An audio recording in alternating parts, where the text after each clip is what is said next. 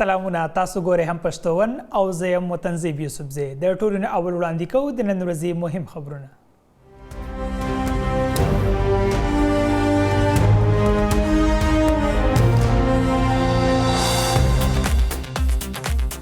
د آرمی چیف جنرال سید عاصم منیر په مشرۍ کې د کور کمانډر کانفرنس دوران د مستونګ هنګو او جوب شهیدانو لپاره پاتې شوي د اس پی آر وینا. آرمی چیف وايي فلسطیني ولس ته د پاکستاني قام مکمل سفارتي اخلاقي او سیاسي حمایت ترلاسه دی.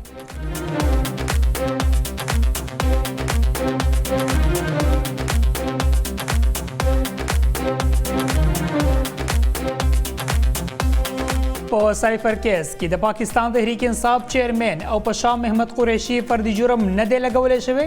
جج ابو حسنات ذوالقرنین د پنډۍ پاډیاله جیل کې د کیس سماعت کړی. عدالت ملزمانو کې چالان تقسیم کړی. مقدمه یوې هفتې پورې ملتوي.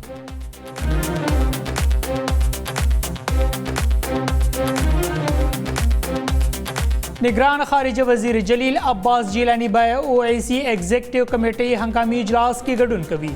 اجلاس کے بعد غزہ پر صورتحال خبرې کیږي. پاکستان به غزہ پر سنگین انسانی صورتحال خپل تحفظات وړاندې کوي. د خارجه وزارت وینا.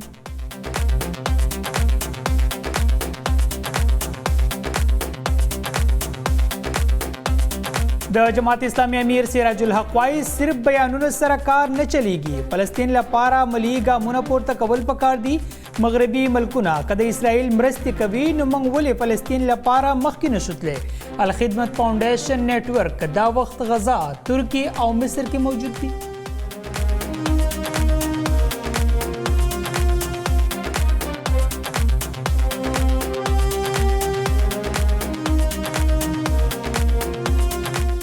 د اسرائیل او حماس ترمنځ جنگ بندۍ لپاره د روس قرارداد ناکامه. قرارداد ته په 15 کسیز تنظیم کې په کار کم از کم یعنی 9 اوټونه نه دي ترلاسه شوي.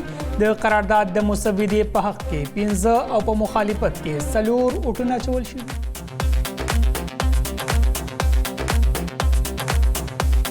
احتساب عدالت کې د اسحاق ډار او نورو په ضد د آمدن نه زیاتو اساسو په اړه په ریفرنس سماعت مکمل. دا د دې کیس فیصله به په 21 اکتوبر اورولی شي. د محفوظ فیصلې وروسته به معلومه شي چې اسحاق ډار به د ریفرنس نه بری کیږي او که نه.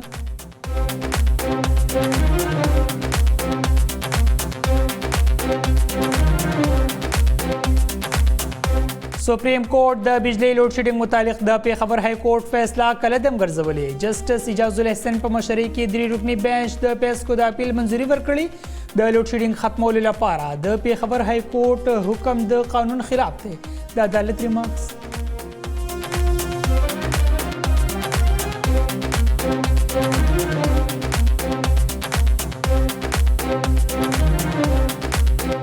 په غیر قانوني توګه د میشت افغان کډوالو د واپسې عمل په تیزۍ سره روان. د غیر قانوني میشت کډوالو په تګ کې 14 ورځې پاتې. ګڼ شمېر کې افغان کورنۍ د پاکستان نه د تورخم په پوله خپل وطن ته تللي.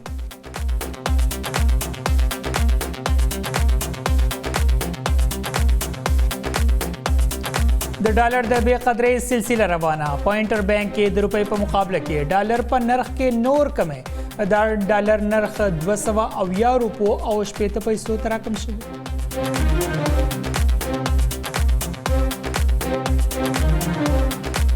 د قومي کرکټ ټیم رضوان بهارت کې د میچ دوران منځ کول جرم جوړ شوی.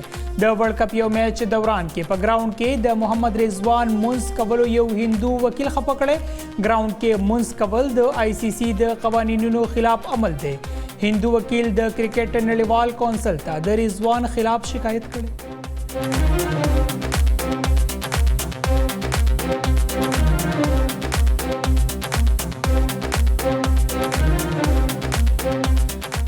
او وفاقي سرخار اسلام آباد کې باران ورېدو سره موسم یخ. د خیبر پښتونخوا هم زیاتره سیمو کې باران شوی. د ملک یو شمېر سیمو کې د نور باران امکان دی. بالای علاقو او په غرونو د واورې ورېدو پیشګویي هم شوې.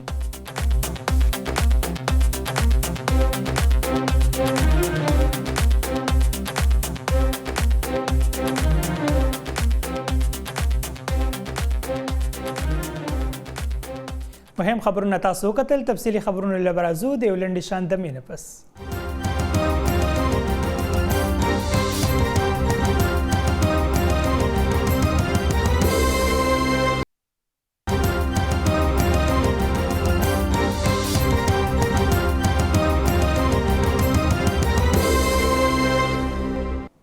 اوس د خبرونو تفصیل. د بولټن آغاز کې خبر شاملو. نن جی ایچ کیو راولپنډۍ کې د کور کمانډرانو کانفرنس شو، په کوم کې چې د راتلونکي میاشتې د اولنۍ نیټې پورې ټول غیر قانونه خارجیانو ته د ملک نه د وتلو په هکله د وفاقي حکومت د فیصلې د مکمل حمایت اعلان وکړی شو، او د فوج مشر د ټول غیر قانونه خارجیانو د باعزته واپسۍ هدایات جاری کړو. د فوج د سرلښکر جنرال عاصم منیر په مشرۍ کې کیدونکي کانفرنس کې د اعظم یو ځل بیا پوښ کړی شو چې ریاست په د دښمن په اشاره د پاکستان د غیر مستحکم کوونکو دهشتګردو د هغوی د سهولتکارانو او هغوی له د حوصلې ورکولو والا عناصرو خلاف په سخت ګامونه واخیستی شي. کانفرنس کې د اعظم هم څرګند کړی شو چې راتلونکي ورځو کې به ذخیره اندوزۍ او سمګلینګ خلاف مهم نور هم تیز کړی شي چې قام د دغه لعنت نه نجات ومومي. د کانفرنس برخوالو د ربیع الاول په مقدسه میاشت کې په مستونګ، جوب او هنګو کې د ترهګرو خلاف په جنگ کې د شهید شوو ځوانانو او افسرانو د مغفرت دپاره دعا وغوښتې شوه. کانفرنس ته په خپل خطاب کې د فوج مشر وویل چې موږ به د فلسطین د بېوسه خلکو هر قسمه سیاسي، سفارتي او اخلاقي امداد جاري ساتو او د فلسطین د مسلې د دایمي حل او د هغوی په مقدسه خاوره د قبضې ختمولو دپاره به د هغوی حمایت کوو. د کانفرنس ګډونوالو په غزا باندې د اسرائیل لخوا د طاقت په استعمال او په حملو کې د بېګناه خلکو په وجنه د تشویش اظهار وکړو. آرمی چیف جنرال سید عاصم منیر سره د عمان رائل آرمی کمانډر ملاقات کړی دی. د ایس پی آر لخوا جاری شوي بیان کې ویلې شوي دي چې رائل آرمی کمانډر جی ایچ کیو ته په رسیدو د شهیدانو په یادګار د ګلونو ګېډۍ کېښودې دي. آرمی چیف سره ملاقات کې میلمه د ترهګرۍ خلاف په جنگ کې د پاکستان کامیابی او سیمه کې د امن استحکام ستاینه کړې ده. اوس خبر شاملو. د ریاستي رازونو افشا کولو په کیس کې د تحریک انصاف په مشر فردي جرم ونه لګولی شو. د خصوصي عدالت جج د فردي جرم عاید کولو لپاره د اکتوبر 18 نیټه ټاکلې وه. د نهي په ورځ اډیاله جیل راولپنډۍ کې د پخواني وزیر اعظم او د مخکې وزیر خارجه شاه محمود قریشي د کیس اورېدنه وشوه. په دواړو مشرانو تور دی چې امریکا کې د پخواني سفیر اسد مجید خان د یو خط تفصیلات خلکو سره شریک کړي وو. د قانون تر مخه په ناقانونه توګه سرکاري رازونو خلکو سره شریکول جرم دی. جج ابو حسنات د نهي په ورځ کیس اورېدنه وکړه، خو فردي جرم عاید نشو. د سماعت دوران کې د کیس د چالان نقل تقسیم وروستو سماعت د یوې هفتې لپاره ملتوي کړی شو. د سماعت وروستو د پاکستان تحریک انصاف د مشر وکیل شیر افضل مروت خبریالانو ته وویل چې پخوانی وزیر اعظم د پنجرې په شان په یوه کمره کې بند دی. سپریم کورټ پاکستان د بجلی لوډ شیډینګ متعلق د پیښور های کورټ فیصله کله دم ګرځولې ده. جسټس اجاز الاحسن په مشرۍ کې 3 رکنی بینچ د پیسکو د اپیل منظوري ورکړې ده. د کیس اورېدنه په مهال عدالت لخوا هدایات جاری کړل شوي دي چې د لوډ شیډینګ ختمولو لپاره دی پیښور های کورټ حکم غیر قانوني دی. لوډ شیډینګ نه متاثره خلک ته نه پراته رجوع وکړي. احتساب عدالت کې د اسحاق ډار او نورو په ضد د آمدن نه زیاتو اساسو په اړه په ریفرنس سماعت مکمل کړی شوی دی. د احتساب عدالت جج محمد بشیر د اسحاق ډار او نورو په ضد د آمدن نه زیاتو اساسو په اړه په ریفرنس سماعت مکمل کړی دی. د دې کیس فیصله به په 21 اکتوبر اورولی شي. د محفوظ فیصلې وروسته به معلومه شي چې اسحاق ډار په ریفرنس نه بری کیږي او کنه. وفاقي حکومت قومي احتساب بیورو په قوانینو کې د ترمیم فیصلې خلاف په سپریم کورټ کې اپیل دایر کړی دی.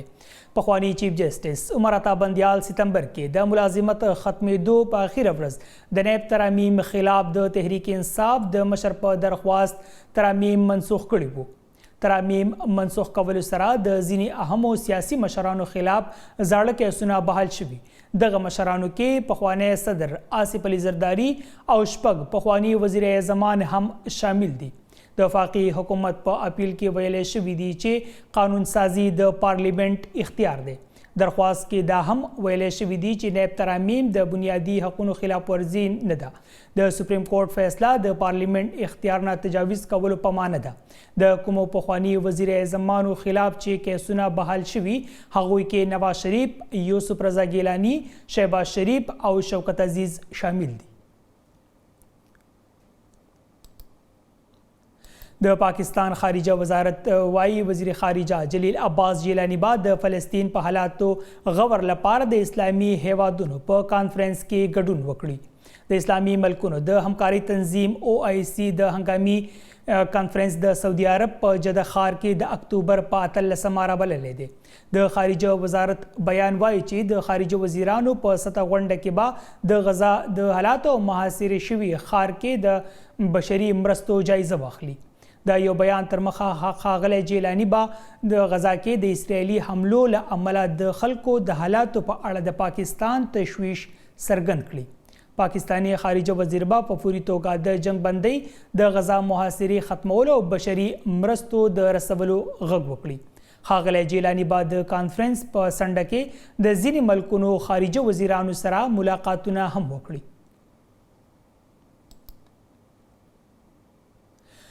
موږ د نړۍ په هر ګوټ کې د ترهګرۍ خلاف یو. اسرائیل د فلسطین په خاوره کې تر ټولو لوی ترهګر دی او امریکایي ملګری دی. د باچا خان یوه میرمن په بیت المقدس کې ښخه شوې ده. موږ د فلسطین سره ولاړ یو چې څوک بیت المقدس نیوي، موږ یې پر ضد او د مقدس له ازادۍ سره ولاړ یو. د ANP مرکزی جنرال سیکرټري میا افتخار حسین په شواډه ثوابۍ کې د ورکرز کنونشن ته خطاب په وخت زیاته کړې ده چې یو خوا موږ د ترهګرۍ له امله مړه کیږو او بل خوا زموږ د وسایلو برخه هم کمه شوې ده. په سرشمیرنه کې موږ 6 اقامي او 2 صوبایي څوکۍ د لاسه ورکړي دي. چې دا دومره خزانه چې راجمع کړي، دا وسایل چې د مونږ وسایل یادو، دا بجلی او دا ټولې خبرې، نو دا یو خزانه ده. NFC ور چې مونږ په خپله حصه غواړو.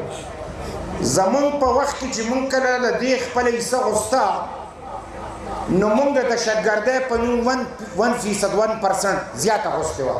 خبرې یې سمه وه، 19 اربه روپۍ 1% د خزانې هغه وخت کې په 2010 کې، اوس هغه 19 چې کوم دی 50 اربه دی. 50 نو چې زما 6 سیټه کم شو، نو 100% کم شوی.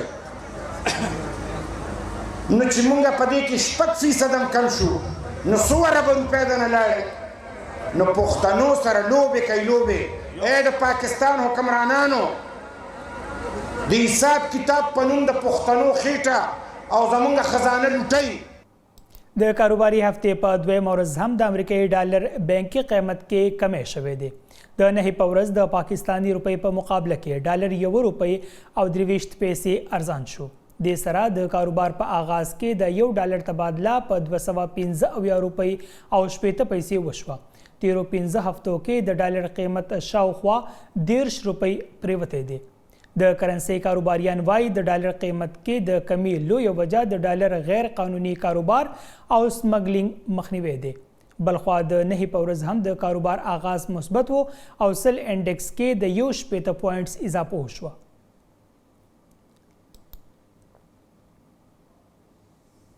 د افغان کډوالو په حواله خبر شاملو. په غیر قانوني توګه د میشت افغان کډوالو د واپسۍ عمل په تیزۍ سره شروع دی. د تفصیلاتو تر مخه ویلی شوي دي چې د غیر قانوني میشت کډوالو په تګ کې 14 ورځې پاتې دي. تر دې وخته په ګڼ شمیر کې افغان کورنۍ د پاکستان نه د تورخم په پوله خپل وطن ته تللي دي. یاد دې وي چې د پاکستان حکومت اعلان کړی دی چې په غیر قانوني توګه میشته غیر ملکیان افغان کډوالو ته به پاکستان پرېښودل وي، کوم ته چې د اکتوبر 11 نیټه ورکړل شوې ده.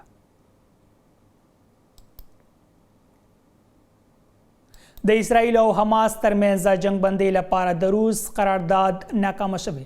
قرارداد ته په 15 کسیزه تنظیم کې په کار کم از کم یعنی 9 ووټونه نه دي ترلاسه شوي.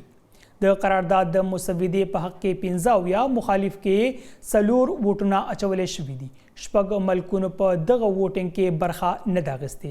په دې اړه قرارداد کې په غزا کې د اسرائیل او فلسطیني ګروپ حماس ترمنځ په جنگ کې په انساني بنیادونو د جنگ بندۍ غوښتنه شوې وه.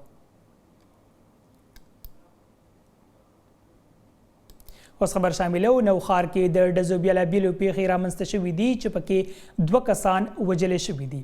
لومړی پیښه د اکوړه خټک په ادمزو سیمه کې رامنځته شوې ده چې پکې یو ځوان له خپلو ملګرو سره تر د جګړې وروسته په ډزو وژلی شوی دی او دویمه پیښه په پوري نوښار کې شوې چېرته چې د نامعلومه موټر سایکل سورو په ډزو یو ډاکټر عزت الله په موقع مړ شوی. لاریون کوونکو د وژل شوي کسانو جسدونه په سړک ایښودي او سړک یې د هر ډول ټریفک لپاره تړلی دی. مظاهرچیانو د ځایي پولیسو سره د کامیاب مذاکراتو وروسته لاره پرانستې ده. پولیس د قاتلانو د زر تر زره نیولو ډاډ ورکړی دی. بل خوا د ډاکټر د وژنې په ضد په ټولو سرکاري اسپتالونو کې OPD بند شوي دي. د ضلع مومند او ضلع چارسدې د حدبندۍ مقرر کولو لپاره په پنډیالي سیمه دریاب کورونو کې د برهان خیلو او عیسی خیلو مشرانو په شمول د سیاسي ګوندونو نمایندګانو یوه غونډه وشوه. د شوې غونډې نور تفصیل د ګل حسین مومند په دې رپورټ کې. مومند تحصیل پنډیالی دریاب کورونو کې د برانخیلو او عیساخیلو مشرانو او د سیاسي جماعتونو نمایندګانو د ضلع مومند او ضلع چارسدې د حدبندۍ په باره کې یوه لویه غونډه وشوله. غونډې ته مشرانو وویل چې مومند قوم د 800 کالو تاریخ لري او په دې حدودو باندې آباد دی، خو ولې نن د چارسدې انتظامیه د اخندزادګانو او د شب قدر خانانو د پولیس په زور مومند قوم د بې دخله کولو کوشش کوي. که دې ما ته وایي چې دا کاغذات مال دی او دا پټوار دی، نو نن نقشه اوچته کوي. ما ته مخامخ چې ناست دی دا یې مینې پاتې شوی د دې حلقې، دا د دې حلقې بلاکونه دي د ضلع مومند. زه د دې حلقې امپیه پاتې شوی ما، دا یې بلاکونه دي. دلته ما ته ناظم ناست دی د لوور مومند، دا یې بلاکونه دي. نو چې دا د دې بلاکونه دي او نقشه ننم چې پرون کما زما DC چارسدې او DC مومند دستخط کړه، نو هغې ننم دغه نقشه باندې برید تیر کړ. غونډې ته د ضلع مومند پخواني MNA ساجد خان محمد وویل چې موږ د DC مومند نه مطالبه کوو چې داسې قسمه اقداماتو مخنیوی دې وکړی شي. د انتقالاتو خبره چې کومه ده که هغه په محمد ګټ باندې ده، که باجوړ خان دا وایي چې ما نه د صافو انتقالات اخیستي دي، یا مطلب په دې خاوره باندې مطلب دا دی چې موږ د دې خلکو انتقالات اخیستي دي.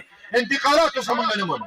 زما د ضلعي یو حصه کې لږه حصه د ما نه کمه شوله، نو موږ ټول مومند به راپاڅو، موږ وایو چې دا هیډکواټر هم دې نه پورته کړه، ستا موږ ته څه ضرورت نشته دی. په دې جرګه کې مشرانو وویل چې په 24 اکتوبر د یکغون په مقام به یوه لویه غونډه کې چې زموږ کوم تحفظات دي که هغه حل نشو نو موږ به د منرل ټیکس ورکولو نه انکار کوو. ګل حسین محمد، هم پښتون، ضلع مومند. صوابۍ کې په لومبي ځل د زنانو د سینګارولو لپاره د پالر پرانسته شوي. په پالر پرانسته د سیمې زنانو د خوشحالۍ اظهار کړی دی. نور تفصیل د محمد وسیم په دې رپورټ کې.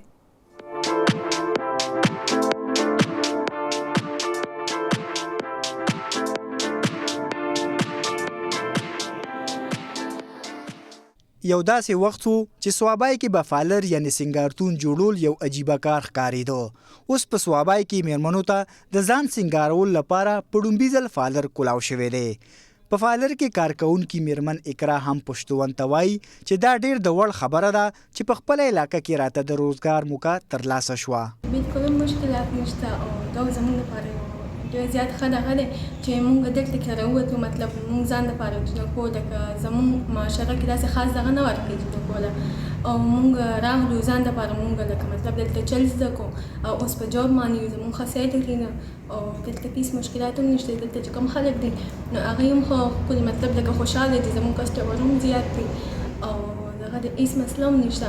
لکه مطلب دې په ورځ چې لکه موږ جنکیو ځان د خپله جوب کو. ځان سنګارول لپاره راغلي میرمن وایي چې زموږ زنانو لپاره دا یو لوی ګام دی. وایي چې اوس د ځان سنګارول لپاره موږ ته د نورو ښارونو تک بالکل ضرورت نشته.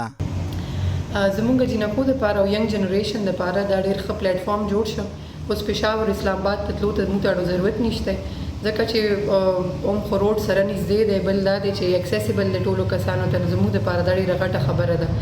او دلته کې چې کوم د خلک کار کوي د دوی کار هم ډېر ښکلی دی. زه ډېره سیټسفای شوم. ما له ډېر ښکلی سروس راکړ. پرایز رینج هم د دوی ډېر ښه دی او بل ډېر لکه فرینډلي انوایرمنټ دی. د فالر مالک علي وایي چې موږ د میرمنو لپاره د روزګار یو موقع برابر کړې ده.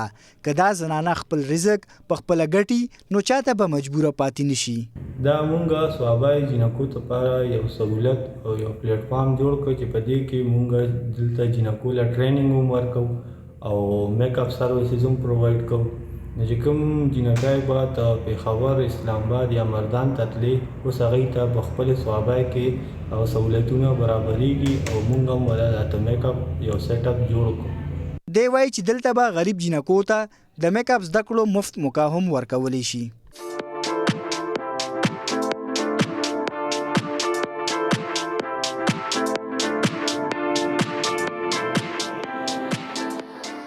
د صوابای ولس که تعلیم په شمول نورو شعبو کې د هر چا نه مخکې دی نو بل خوا په ځان سنګارول او فیشن کې هم د چا نه پاتې نه دی.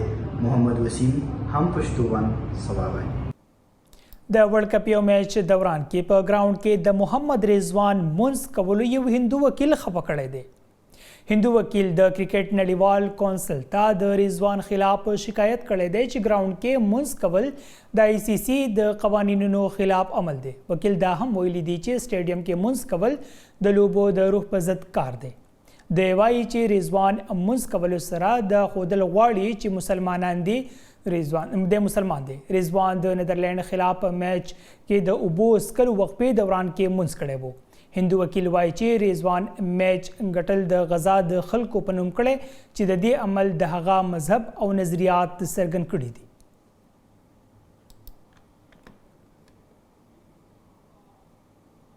دا و تر دې د ما مهم خبرونه. د نورو خبرونو اپډیټس لپاره تاسو کتلی شئ هم پښتو ون. د الله په امان.